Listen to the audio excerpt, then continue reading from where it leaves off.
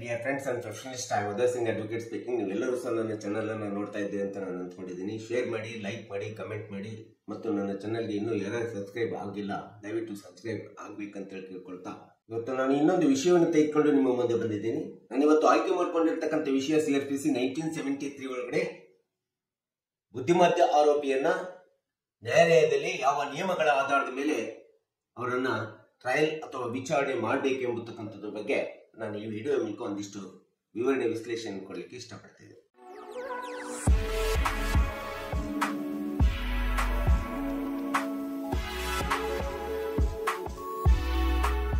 So ಕೆಲವೊಂದು ಆರೋಪಿಗಳು ನ್ಯಾಯಾಲಯಕ್ಕೆ ಬಂದ ನಂತರ ನಮಗೆ ಮೆಂಟಲಿ ರಿಟಾರ್ಡೆಡ್ ಅಥವಾ ನಾವು ಬುದ್ಧಿಮತ್ತೆಯರಿದ್ದೀವಿ ಎಂಬತಕ್ಕಂಥ ಇದನ್ನ ವಕೀಲರ ಮೂಲಕ ಹೇಳಿಸ್ತಾ ಇರ್ತಾರೆ ಅಥವಾ ಹೇಳ್ತಾ ಇರ್ತಾರೆ.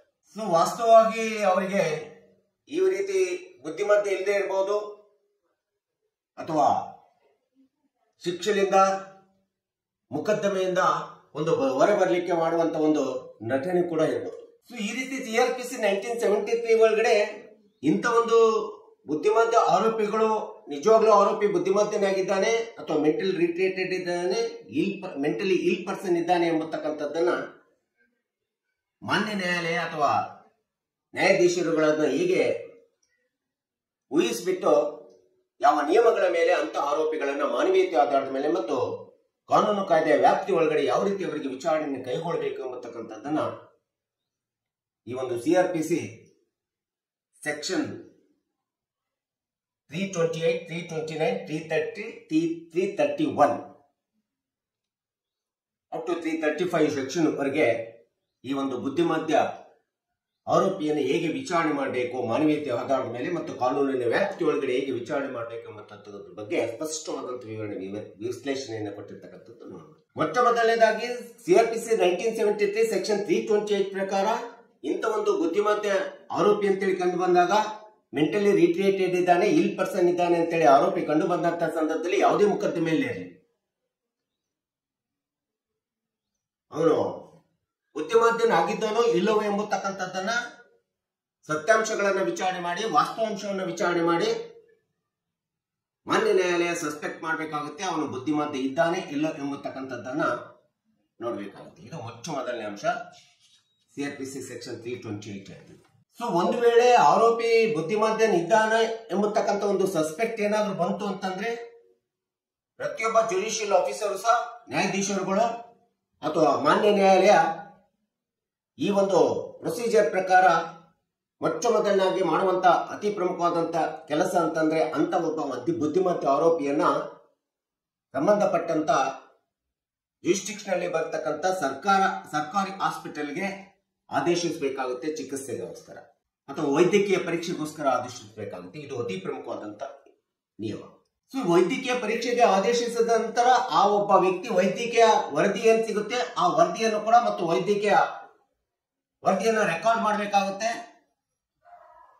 ನ್ಯಾಯಾಧೀಶರುಗಳು ವೈದ್ಯಕೀಯ ಪರೀಕ್ಷೆ ಬುದ್ಧಿಮತ್ಯ ವ್ಯಕ್ತಿಯ ವೈದ್ಯಕೀಯ ಪರೀಕ್ಷೆಯನ್ನು ರೆಕಾರ್ಡ್ ಮಾಡಬೇಕಾಗುತ್ತೆ ಮತ್ತು ಆ ರೀತಿ ಆರೋಪಿಯನ್ನ ಪರೀಕ್ಷೆಗೆ ಒಳಪಡಿಸಿರ್ತಕ್ಕಂಥ ವೈದ್ಯರು ಏನಿರ್ತಾರೆ ಆ ವೈದ್ಯರನ್ನು ಕೂಡ ಸಾಕ್ಷಿಗಳನ್ನಾಗಿ ಹೇಳಿಕೆಯನ್ನು ತೆಗೆದುಕೋಬೇಕಾಗುತ್ತೆ, ರಿಪೋರ್ಟ್ ಅನ್ನು ತೆಗೆದುಕೋಬೇಕು, ರೆಕಾರ್ಡ್ ಮಾಡಬೇಕು ಮತ್ತು ಸಾಕ್ಷಿಯನ್ನ ಹೇಳಿಕೆಯನ್ನ ರೆಕಾರ್ಡ್ ಮಾಡಬೇಕಾಗುತ್ತೆ. ಅಂತ ಒಂದು ವೈದ್ಯರನ್ನ ಸಾಕ್ಷಿಯಾಗಿ ಪರಿಗಣಿಸಬೇಕಾಗುತ್ತೆ.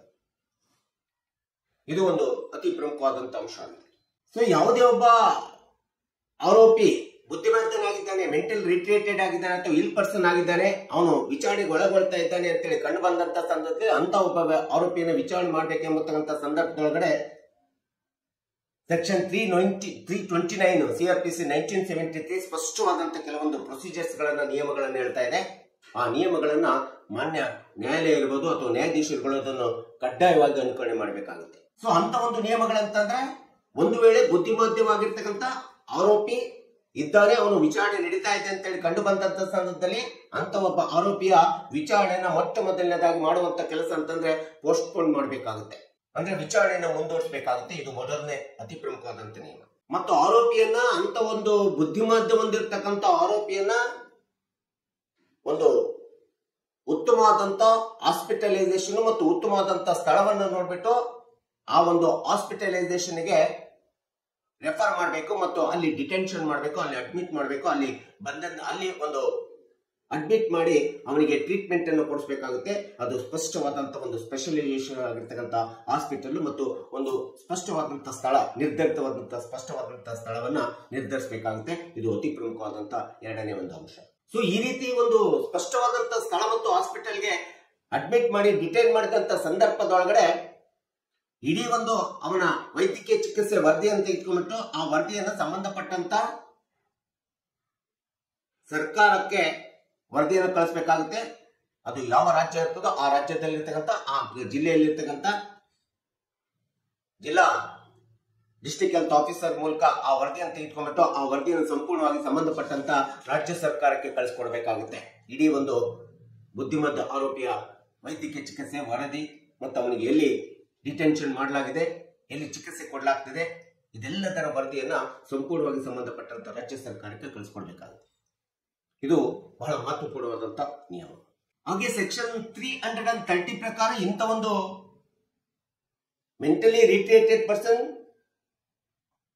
ಮೆಂಟಲಿ ಇಲ್ ಪರ್ಸನ್ ಅಂತೇಳಿ ಅಕ್ಯೂಸ್ಡ್ ಕಂಡು ಬಂದಂತ ಸಂದರ್ಭದಲ್ಲಿ ಅಂತ ಒಬ್ಬ ಅಕ್ಯೂಸ್ಡ್ ಇನ್ವೆಸ್ಟಿಗೇಷನ್ ಇರ್ಬೋದು, ವಿಚಾರಣೆ ಇರ್ಬೋದು, ಅಥವಾ ಯಾವುದೇ ವಿಧವಾದಂತಹ ಟ್ರಯಲ್ ಇರ್ಬೋದು, ಇದೆಲ್ಲದನ್ನು ಕೂಡ ತಕ್ಷಣದಲ್ಲಿ ಪೆಂಡೆನ್ಸಿ ಆಗಿರ್ಬೇಕಾಗುತ್ತೆ. ಮೊಕದ್ದಮೆ ಅಥವಾ ವ್ಯಾಜ್ಯವನ್ನ ಪೆಂಡಿಂಗ್ ನಲ್ಲಿ ಇರಬೇಕಾಗುತ್ತೆ. ಸೊ ಒಂದು ವೇಳೆ ಆರೋಪಿ ಏನಾದ್ರೂ ಜೈಲ್ ಕಸ್ಟಡಿ ಒಳಗಿದ್ದಾನೆ ಅಂತಂದ್ರೆ ಅಂತ ಒಬ್ಬ ಬುದ್ಧಿಮಾಧ್ಯಮವನ್ನು ಹೊಂದಿರತಕ್ಕಂಥ ಆರೋಪಿ ಜೈಲ್ ಕಸ್ಟಡಿಯಲ್ಲಿ ಇದ್ದಾಗ ಇದೆಲ್ಲ ಪ್ರೊಸೀಜರ್ಸ್ ನಿಯಮಗಳ ಪ್ರಕಾರ ಅನುಕರಣೆ ಮಾಡಿಬಿಟ್ಟು ಸಂಬಂಧಪಟ್ಟಂತ ನ್ಯಾಯಾಲಯ ಅಥವಾ ನ್ಯಾಯಾಧೀಶರುಗಳು ಅಂತ ಒಬ್ಬ ಆರೋಪಿಯನ್ನ ಜೈಲ್ ಕಸ್ಟಡಿಯಿಂದ ರಿಲೀಸ್ ಮಾಡಬೇಕಾಗುತ್ತೆ. ರಿಲೀಸ್ ಮಾಡುವಂತ ಆದೇಶವನ್ನ ಮಾಡಬೇಕಾಗುತ್ತೆ. ಸೊ ಹೀಗೆ ರಿಲೀಸ್ ಮಾಡುವಂತ ಸಂದರ್ಭದಲ್ಲೂ ಸಹ ಅಂತ ಆರೋಪಿಗಳಿಗೆ ನ್ಯಾಯಾಲಯ ಕೆಲವೊಂದು ಷರತ್ತುಗಳನ್ನು ವಿಧಿಸಿ, ಕಂಡೀಷನ್ಸ್ ಗಳನ್ನ ವಿಧಿಸಿ ರಿಲೀಸ್ ಮಾಡಬೇಕಾಗುತ್ತೆ, ಬಿಡುಗಡೆ ಮಾಡಬೇಕಾಗುತ್ತೆ ಅಥವಾ ಬಿಡುಗಡೆ ಆದೇಶವನ್ನು ಹೊರಡಿಸಬೇಕಾಗುತ್ತೆ. ಸೊ ಅಂತ ಷರತ್ತುಗಳಂತಂದ್ರೆ ಒಂದು ವೇಳೆ ಆ ಒಬ್ಬ ಆರೋಪಿ ಏನಾದ್ರೂ ಶಿಕ್ಷೆಗೆ ಒಳಗಾಗಿದ್ದ, ಕನ್ವಿಕ್ಷನ್ಗೆ ಒಳಗಾಗಿದ್ದ ಅಂತಂದ್ರೆ ಆ ರೀತಿ ಕನ್ವಿಕ್ಷನ್ಗೆ ಒಳಗಾಗಿರ್ತಕ್ಕಂಥ ಆರೋಪಿಯನ್ನ ತಕ್ಷಣದಲ್ಲಿ ವೈದ್ಯಕೀಯ ಪರೀಕ್ಷೆಗೆ ಒಳಪಡಿಸಬೇಕಾಗುತ್ತೆ. ವೈದ್ಯಕೀಯ ಪರೀಕ್ಷೆಗೆ ಒಳಪಡಿಸುವಂತ ಆದೇಶವನ್ನ ಮಾನ್ಯ ನ್ಯಾಯಾಲಯ ಅಥವಾ ನ್ಯಾಯಾಧೀಶಗಳು ಹೊರಡಿಸತಕ್ಕಂಥದ್ದನ್ನ ನಾವಿಲ್ಲಿ ನೋಡ್ತಾ ಇದ್ದೀವಿ. ಸೊ ವೈದ್ಯಕೀಯ ಪರೀಕ್ಷೆಗೆ ಒಳಪಡಿಸಿದ ನಂತರ, ರಿಲೀಸ್ ಮಾಡಿದ ನಂತರ, ವೈದ್ಯಕೀಯ ಪರೀಕ್ಷೆಗೆ ಒಳಪಡಿಸಿದ ನಂತರ ಅಂತ ಒಬ್ಬ ಆರೋಪಿಗೆ ಏನು ಶಿಕ್ಷೆ ಆಗಿರ್ತದೆ, ಕನ್ವಿಕ್ಷನ್ ಆಗಿರ್ತದೆ, ಆ ಕನ್ವಿಕ್ಷನ್ ಅಥವಾ ಶಿಕ್ಷೆಯನ್ನ ಸೆಟ್ ಅಸೈಡ್ ಮಾಡಬೇಕಾಗುತ್ತೆ. ಕನ್ವಿಕ್ಷನ್ ಆಫ್ ಸೆಂಟೆನ್ಸ್ ಅಂತ ಹೇಳ್ತೀವಿ, ಇದನ್ನ ಸೆಟ್ ಅಸೈಡ್ ಮಾಡಬೇಕಾಗುತ್ತೆ. ಇದೆಲ್ಲದೆಲ್ಲ ಮಾಡಿ ಆದ ನಂತರ ಆ ರೀತಿ ಬಿಡುಗಡೆಗೊಂಡಂತ ಆರೋಪಿಯನ್ನ ಯಾವುದೇ ಕಾರಣಕ್ಕೂ ಕೂಡ ಸಾರ್ವಜನಿಕತೆಯಲ್ಲಿ ಅಡ್ಡಾಡ್ಲಿಕ್ಕೆ ಬಿಡಬಾರ್ದು. ಸಂಬಂಧಪಟ್ಟಂತ ಸಂಬಂಧಿಕರಿಗೆ ಸ್ಪಷ್ಟವಾದಂತ ಆದೇಶವನ್ನು ಕೊಡಬೇಕು. ಅವರಿಗೆ ಒಂದು ಸ್ಪೆಸಿಫಿಕ್ ಆದಂತ ಪ್ಲೇಸು ನಲ್ಲಿ ಡಿಟೆನ್ಷನ್ ಮಾಡಿ ಬಂಧನದಲ್ಲಿ ಇಟ್ಬಿಟ್ಟು ಸಂಬಂಧಪಟ್ಟಂತ ಮನೆಯವರಿಗೆ ಒಪ್ಪಿಸ್ಬಿಟ್ಟು ಆ ಮನೆಯಲ್ಲಿ ನಿಮ್ಮ ಮನೆಯಲ್ಲಿ ಒಂದು ಸ್ಪಷ್ಟವಾದಂತಹ ಸ್ಥಳವನ್ನ ನಿರ್ಧರಿಸಿ ಆ ಸ್ಥಳದೊಳಗಡೆ ಅವರಿಗೆ ವೈದ್ಯಕೀಯ ಚಿಕಿತ್ಸೆಯನ್ನು, ಊಟ ಉಪಚಾರವನ್ನು ಎಲ್ಲ ಅವರಿಗೆ ಸೇವೆಯನ್ನು ಮಾಡತಕ್ಕಂಥ ಎಲ್ಲ ಅಂಶಗಳನ್ನು ಒದಗಿಸಿ ಅವ್ರನ್ನ ಸ್ಪಷ್ಟವಾದಂತ ಒಂದು ಡಿಟೆನ್ಷನ್ ನಲ್ಲಿ ಇರಬೇಕು ಅಂತೇಳಿ ಸಂಬಂಧಪಟ್ಟಂತ ಪೋಷಕರಿಗೆ ಅಥವಾ ಸಂಬಂಧಪಟ್ಟಂತ ಸಂಬಂಧಿಕರಿಗೆ ಆದೇಶಿಸಬೇಕಾಗುತ್ತೆ ನ್ಯಾಯಾಲಯ. ಒಂದು ವೇಳೆ ಸಂಬಂಧಿಕರಲ್ಲಿ ಇರ್ಲಿಕ್ಕೆ ಆಗ್ಲಿಲ್ಲ ಅಂದ್ರೆ ಸಂಬಂಧಪಟ್ಟಂತ ಒಂದು specialization of mentally retreated specialized hospital ಇರ್ತದೆ. ಆ ಹಾಸ್ಪಿಟಲ್ಗೆ, ಸರ್ಕಾರಿ ಹಾಸ್ಪಿಟಲ್ನಲ್ಲಿ ಆ ಹಾಸ್ಪಿಟಲ್ಗೆ ಒಂದು ಸ್ಪಷ್ಟವಾದಂತಹ ಸ್ಥಳವನ್ನು ಇಟ್ಟು ಆ ಸ್ಥಳದಲ್ಲಿ ಅವರಿಗೆ ಟ್ರೀಟ್ಮೆಂಟ್ಗೆ ಮತ್ತು ಬಂಧನದಲ್ಲಿ ಇಟ್ಟು ಟ್ರೀಟ್ಮೆಂಟ್ ಅನ್ನು ಕೊಡತಕ್ಕಂತ ಕೆಲಸವನ್ನು ಮಾಡ್ಬೇಕಂತೇಳಿ ಈ ಒಂದು CR ಪ್ರೊಸೀಜರ್ ಮಾನವೀಯತೆ ಆಧಾರದ ಮೇಲೆ ಹೇಳ್ತಾ ಇರ್ತಕ್ಕಂಥದ್ದನ್ನು ನಾವು ನೋಡ್ತೀವಿ. ಕಾನೂನಿನಲ್ಲೂ ಸಹ ಒಬ್ಬ ವ್ಯಕ್ತಿಯನ್ನ ಮಾನವೀಯತೆ ದೃಷ್ಟಿಯಲ್ಲಿ ಹೇಗೆ ನೋಡಬೇಕು, ಮಾನವೀಯತೆ ದೃಷ್ಟಿಯಲ್ಲಿ ಅವನನ್ನು ಹೇಗೆ ವಿಚಾರಣೆ ಮಾಡಬೇಕು, ವಿಚಾರಣೆ ಕೈಗೊಳ್ಳಬೇಕು ಎಂಬತಕ್ಕಂಥದ್ರ ಬಗ್ಗೆ ಈ ಒಂದು CRPC ಸೆಕ್ಷನ್ 330 ಮತ್ತು 331 ಸಹ ಹೇಳ್ತಕ್ಕಂಥದ್ದು ನಾವು ನೋಡ್ತಾ ಇದ್ದೀವಿ. ಈಗ CRPC 1973 ಸೆಕ್ಷನ್ 328 ನಿಂದ 331, 335 ವರೆಗೆ ಯಾವುದೇ ಒಬ್ಬ ಆರೋಪಿ ಮೆಂಟಲಿ ಇಲ್ ಪರ್ಸನ್ ಇದ್ದಾನೆ ಅಥವಾ ಮೆಂಟಲ್ ರಿಟ್ರೀಟೆಡ್ ಆಗಿದ್ದಾನೆ, ಒಂದು ಆರೋಪದ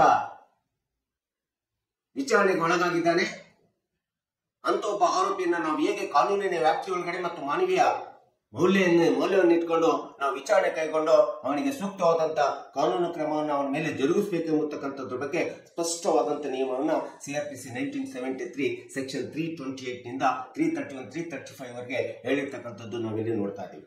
ಇನ್ನು ಇಂಥ ಒಂದು ಬುದ್ಧಿಮತ್ತೆ ಆರೋಪಿಗೆ ಸಂಬಂಧಪಟ್ಟಂತ ಕೇಸ್ ಲಾಸ್ ಗಳನ್ನ ರೆಫರೆನ್ಸ್ ಕೇಸ್ ಲಾಸ್ ಗಳನ್ನ ನಾವು ನೋಡ್ತಾ ಹೋದ್ರೆ state of Maharashtra versus Kisan Shankar Qatar ಅಂತೇಳಿ 2011 SSCC 7125.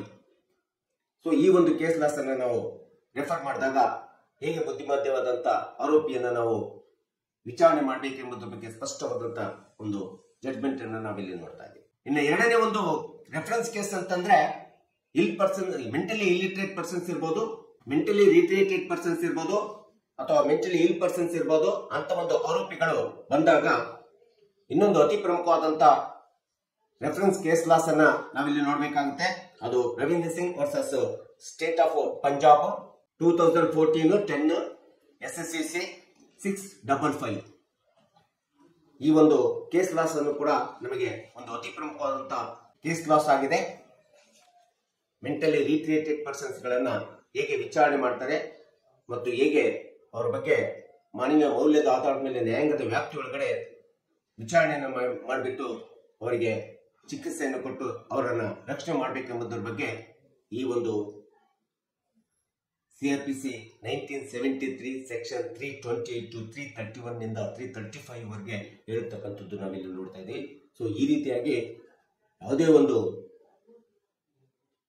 ಬುದ್ಧಿಮಾಂದ್ಯ ವ್ಯಕ್ತಿ ಆರೋಪಿಯಾಗಿ ಯಾವುದೇ ದಾವೆ ಒಳಗಡೆ, ವ್ಯಾಜ್ಯದೊಳಗಡೆ, ನ್ಯಾಯಾಲಯದೊಳಗಡೆ ವಿಚಾರಣೆಗೆ ಒಳಪಟ್ಟಂತ ಸಂದರ್ಭದೊಳಗಡೆ ಎಲ್ಲ ನಿಯಮಗಳನ್ನ ಕಕ್ಷಿದಾರರಿಗೂ ಗೊತ್ತು ಮಾಡಬೇಕು, ಕಕ್ಷಿದಾರರಿಗೂ ಗೊತ್ತಾಗಬೇಕು, ಸಾರ್ವಜನಿಕರಿಗೂ ಗೊತ್ತಾಗಬೇಕು. ಮತ್ತು ಇಂಥ ಒಂದು ಆರೋಪಿಗಳ ಒಂದು ವಿಚಾರಣೆಗೆ ನಾವು ರೆಪ್ರೆಸೆಂಟ್ ಮಾಡುವಂತ ನಮ್ಮಂತ ವಕೀಲರು ಕೂಡ ನಾವು ಸಹ ಸ್ಪಷ್ಟವಾಗಿ ತಿಳ್ಕೋಬೇಕಾಗುತ್ತೆ. ಒಬ್ಬ ಆರೋಪಿಯನ್ನ ಯಾವ ರೀತಿ ನಾವು ಅವನನ್ನ ನ್ಯಾಯಾಂಗದ ವ್ಯಾಪ್ತಿ ಒಳಗಡೆ ಒಳಪಡಿಸಬೇಕು, ಯಾವ ರೀತಿ ನ್ಯಾಯದ ನಿಯಮಗಳ ಒಳಗಡೆ ಅವನ ವಿಚಾರಣೆಯನ್ನು ಕೈಗೊಂಡು ಅವನ ಮೇಲೆ ಕಾನೂನು ಕ್ರಮವನ್ನು, ಮಾನವೀಯ ಮೌಲ್ಯದ ಆಧಾರದ ಮೇಲೆ ಕಾನೂನು ಕ್ರಮವನ್ನು ಜರುಗಿಸಬೇಕು ಎಂಬತಕ್ಕಂಥ ಒಂದು ಅಂಶವನ್ನ ನಾವು ನೀವುಗಳು ಸಹ ತಿಳ್ಕೋಬೇಕಾಗುತ್ತಂತ ಹಿನ್ನೆಲೆಯನ್ನು ಇಟ್ಕೊಂಡು ಈ ವಿಡಿಯೋನ ಮಾಡಿದ್ದೀನಿ. ದಯವಿಟ್ಟು ಈ ವಿಡಿಯೋ ಇಷ್ಟ ಆಗಿದ್ರೆ ಶೇರ್ ಮಾಡಿ, ಲೈಕ್ ಮಾಡಿ, ಕಮೆಂಟ್ ಮಾಡಿ ಮತ್ತು ನನ್ನ ಚಾನೆಲ್ಗೆ ಸಬ್ಸ್ಕ್ರೈಬ್ ಆಗ್ರಿ ಅಂತೇಳಿ ಕೇಳ್ಕೊಳ್ತಾ ಇವತ್ತಿನ ವಿಷಯಕ್ಕೆ ವಿರಾಮವನ್ನು ಹೇಳ್ತೀನಿ. ಇನ್ನೊಂದು ವಿಷಯ ತೆಗೆದುಕೊಂಡು ನಿಮ್ಮ ಮುಂದೆ ಬರ್ತೀನಿ. ಜೈ ಹಿಂದ್, ಜೈ ಕರ್ನಾಟಕ.